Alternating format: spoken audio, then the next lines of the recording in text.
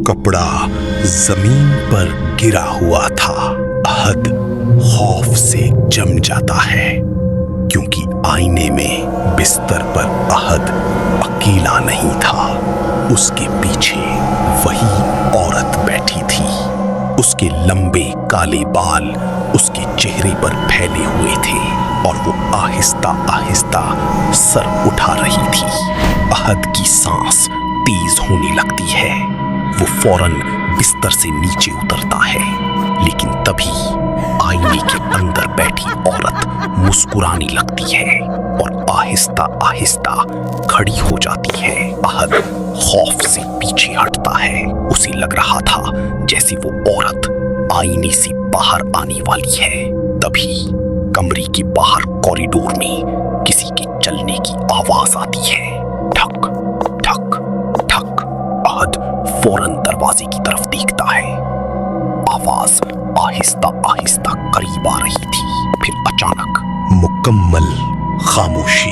अहद आहिस्ता से दोबारा आईने की तरफ देखता है और उसका खून जम जाता है क्योंकि अब आईने में वो औरत गायब थी।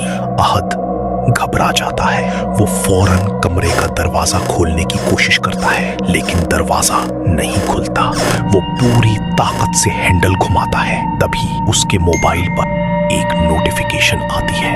Unknown number. सिर्फ एक तस्वीर। अहद कांपते हुए तस्वीर खोलता है और उसकी आंखें खौफ से फैल जाती हैं।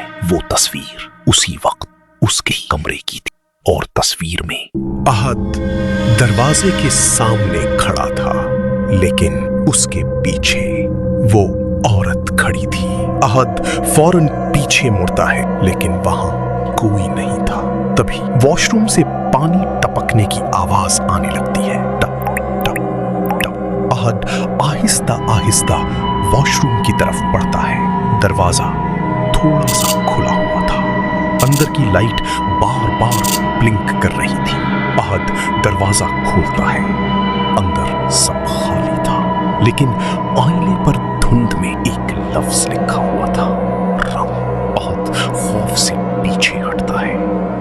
वॉशरूम की लाइट बंद हो जाती है। कमरा मुकम्मल अंधेरे में डूब जाता है। सिर्फ मोबाइल की फ्लैश लाइट बाकी रह जाती है। अहद तेजी से फ्लैश लाइट ऑन करता है और जैसे ही रोशनी सामने पड़ती है, वो औरत बिल्कुल उसके सामने खड़ी थी। उसका चेहरा चंद इंच दूर था। अहद जोर से चीखता है और फौरन कमरे से बाहर भाग जाता है। कॉरिडोर मुकम्मल सुनसान था। दीवारों पर नमी थी और दूर रिसेप्शन के पास एक पुरानी घड़ी बज रही थी। Tin tin tin. अहद तेजी से सीढ़ियों की तरफ भागता है, लेकिन अचानक उसे नीचे लॉबी में वही औरत खड़ी नजर आती है। वो आहिस्ता आहिस्ता अहद की तरफ देखती है और फिर मुस्कुराने लगती है। वो औरत कौन थी और वो अहद को क्यों देख रही थी? Episode 4 coming soon. Subscribe now.